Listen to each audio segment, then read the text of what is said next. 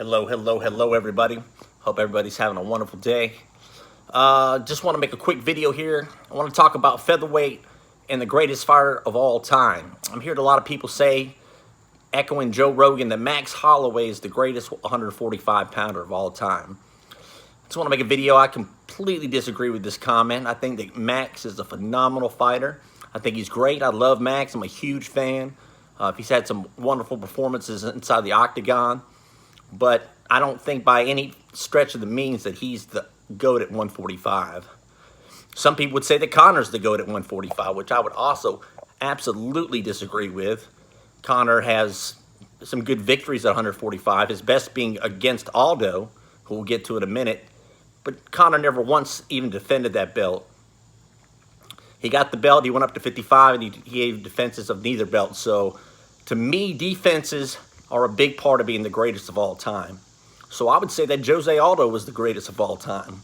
Look, it's pretty simple. Jose Aldo went for 10 years, like 9.5 actually, but without being defeated. He had one loss during that period that was before that 10 years. So he went 10 years without a loss. That's phenomenal in the sport of MMA.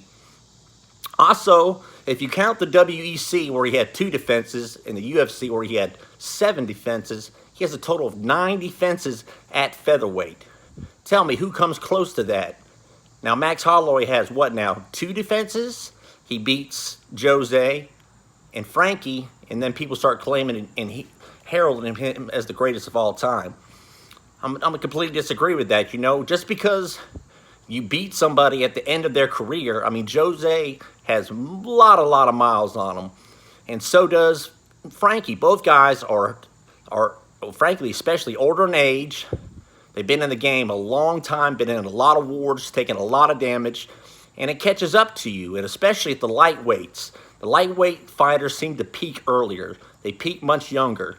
You'll see a lot of like when Jose was in his prime, he was like 23, 24 years old when he was at the top, when he was destroying Faber and with those leg kicks, and when he was jumping Cub Swanson and taking him out in 6 seconds.